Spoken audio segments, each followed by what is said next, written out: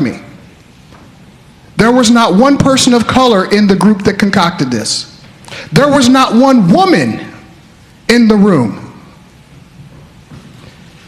And for those who are advocating this, to expect us to believe that you have all Virginians in your heart and your mind and in this flawed amendment, miss me with that.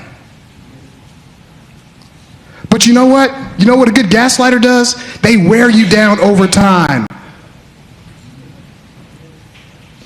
And we have been worn down. Here's the interesting thing. And here is what I believe is at the crux of our concern and our opposition to this. We have heard over and over again, we're going to address communities of color. We're going to address this. We're going to address that through this or that, and this is how, trust us. But you know what? You know what the members of the Black Caucus know? Do you know what drives and what brings about the passion that you hear in Black History Month and on other issues that are important of community colors from my mentors, Delegates Ward and Tyler and McQuinn, who have seen and experienced unthinkable things that a man of 43 years, fortunately, has not experienced. They know, we know, their actions don't match their words.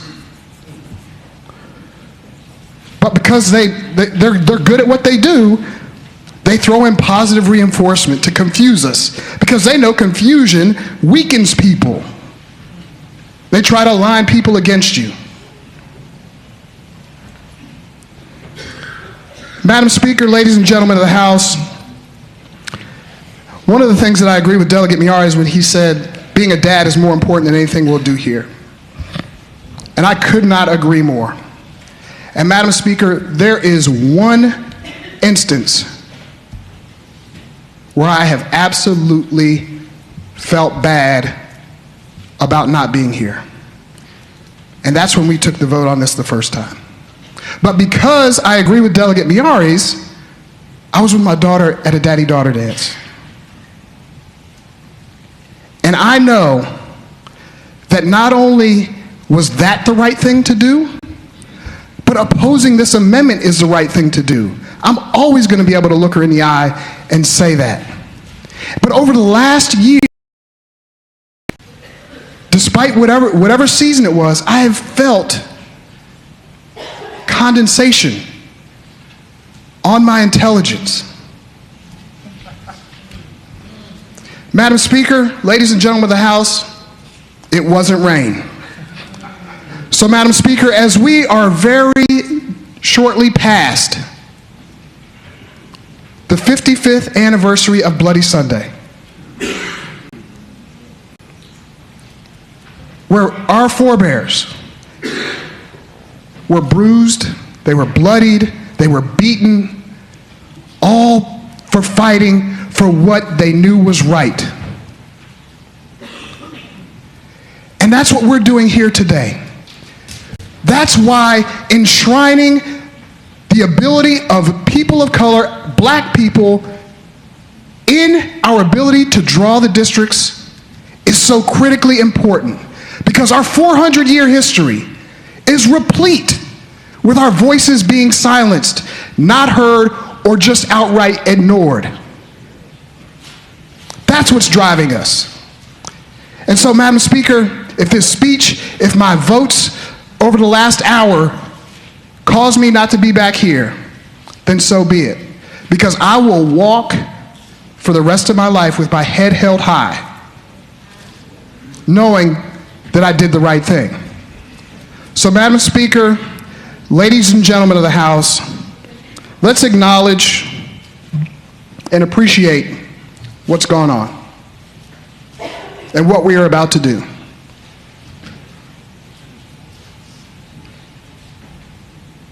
We are about to enshrine in our Constitution an amendment that has been described on this floor That's piss poor. I think my friend was being polite. Madam Speaker, ladies and gentlemen of the House, I urge you, I implore you, hear our voices. Hear our voices. Please, do what's right and not what's easy. Vote no. Thank you, Madam Speaker. The delegate from Enrico, Delegate Bagby. Madam Speaker, I only talk when I think people are listening. I've observed this room, and people aren't listening. I looked at the individuals on this side of the aisle when Delegate Price was talking. And those individuals that voted with the Republicans were on their phones. I only try to talk when people are listening. It's painful to see my colleagues speak with so much passion about a single issue and no one's listening. We started this, and I oftentimes speak in game, sports analogies. We started down a few points in our argument this year. A lot of my friends on this side of the aisle came on board. I oftentimes like to observe, listen. As my friend from Norfolk said the other day, don't talk much on the floor. Probably because most of the time when I talk on the floor, it's because it's something I feel so passionate about. But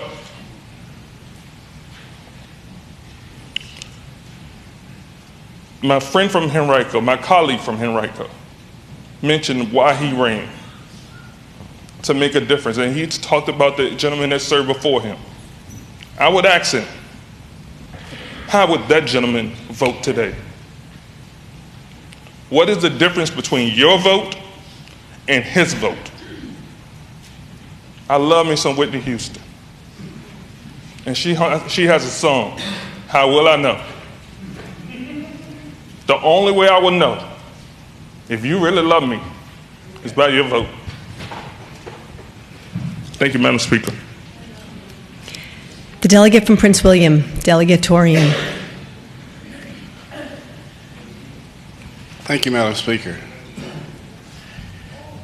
I have a thought that I want to share that hopefully it can put some things in perspective and why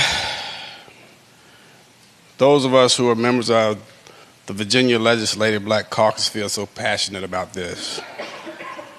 It is not, from my perspective, to put down or to degrade anyone, but it is to express a perspective that I think we live with every day that might not be understood by some. A dear friend of mine a couple of weeks ago was here in Richmond, and he was standing before the courts committee. He was up for a circuit court judgeship, and he gave a very passionate presentation of why he wanted to serve on the circuit court. And then he closed with these words, and they're quite penetrating, and they bespeak the passion that you hear us speak of because they are so real. And I say, and I quote his words very respectfully to all of us. He said that white Americans wake up each day expecting the American dream to work for them. He went on to say, black Americans wake up each day hoping we get access to the American dream. There's an enormous bridge between expectation and hope. That is some of what is being captured. Whenever there's a degree of legislation that is passed, you wonder whether it's taken away your hope to become, to be, to give expression. And legislation like this dims the hope.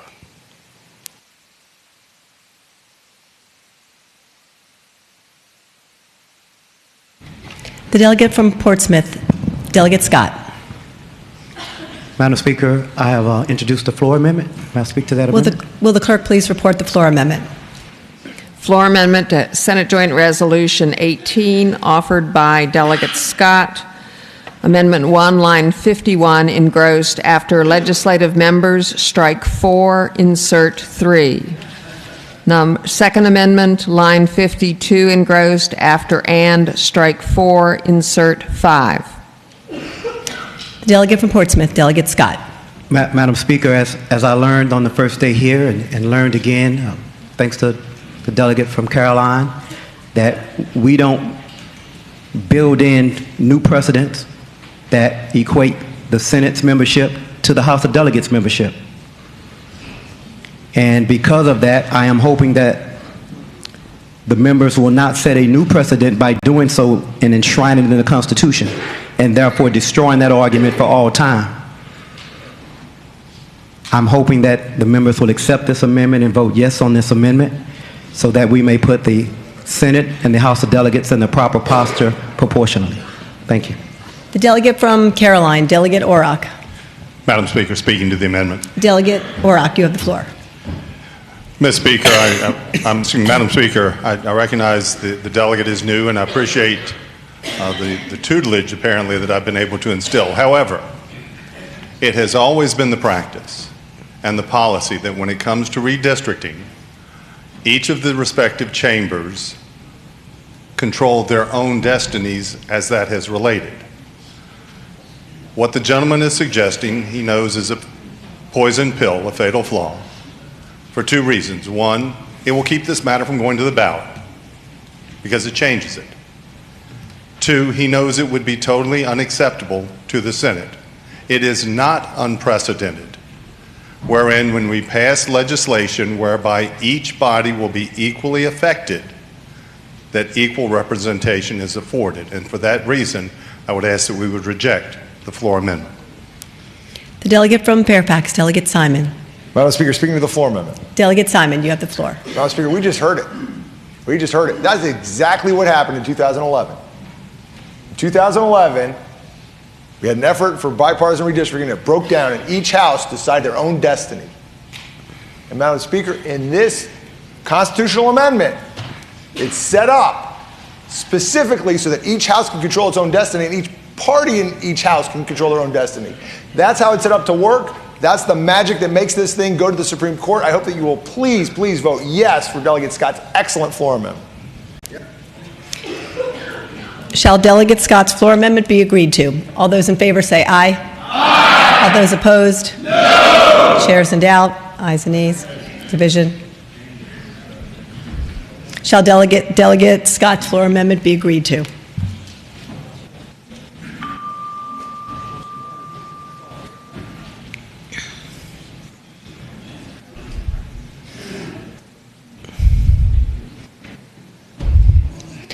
The clerk shall close the roll. Ayes 46, nays 54, abstentions 0. Ayes 46, nays 54, abstention 0. The floor amendment is rejected. Shall the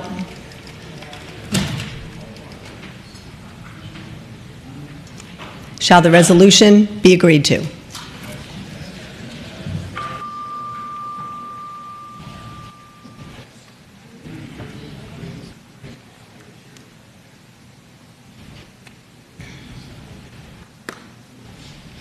The clerk shall close the roll. Ayes 54, nays 46, abstentions 0. Ayes 54, nays 46, abstention 0. The resolution passes.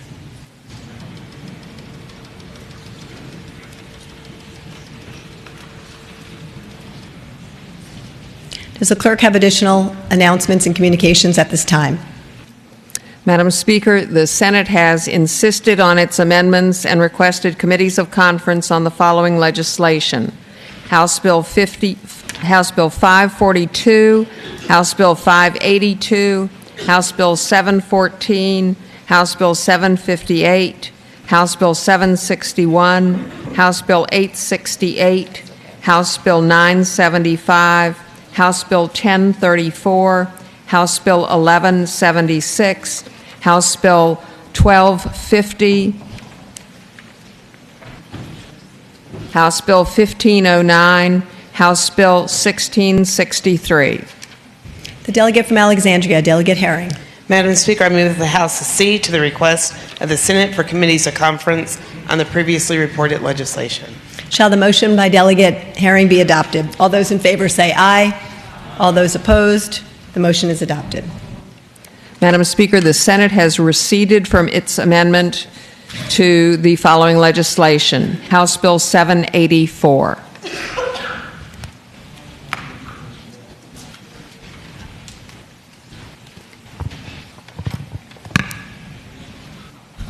The clerk will please continue with communications.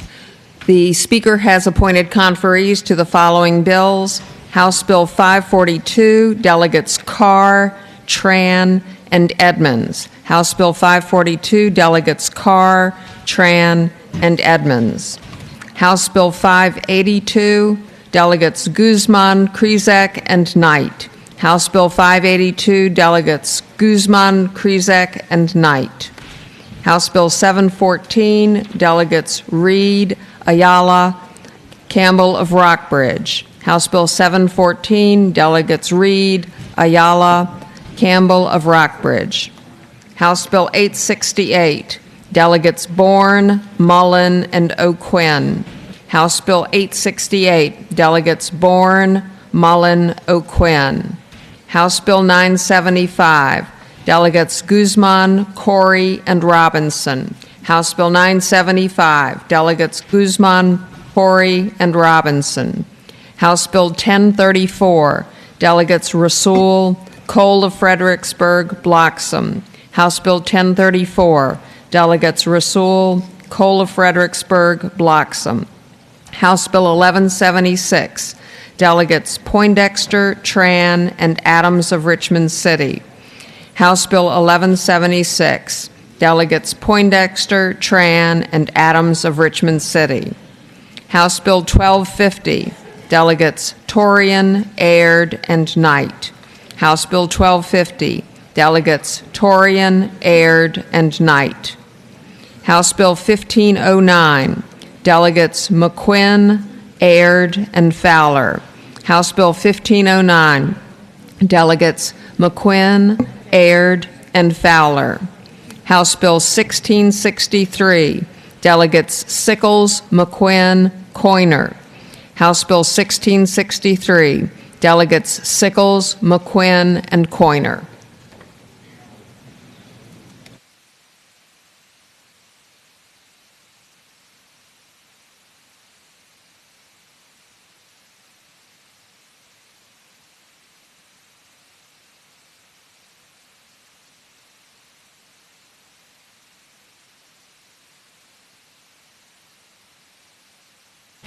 The House will be at ease.